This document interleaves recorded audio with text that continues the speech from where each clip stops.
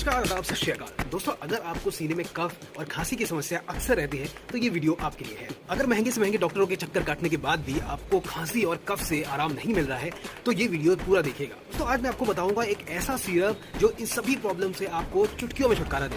दोस्तों, एस्कॉरिन LS syrup को mainly खांसी व कफ रोकने के लिए इस्तेमाल किया जाता है। बात करें इसके एमआरपी और मार्जिन की तो इसकी एमआरपी 118 रुपए है, जो कि दुकानदारों को सिर्फ और सिर्फ 35 रुपए की पड़ती है, यानी कि 75% का मार्जिन उन्हें मिलता है। अब जब आप इसका मार्जिन जान ही चुके हैं तो अगली बार सिर्फ खांसी का कोई भी सिरप नहीं मांगे, बल्कि एस्कॉरिन एलएस सिरप ही मांगे और देखें कि आपका दुकानदार आपको कितना ठग रहा है। ऐसे ही जानकारी भरे वीडियोस देखने के लिए लकी टॉक्स को अभी सब्सक्राइब करें। फिर मिलते हैं किसी नेक्स्ट वीडियो में, तब तक के लिए बाय बाय, टेक केयर।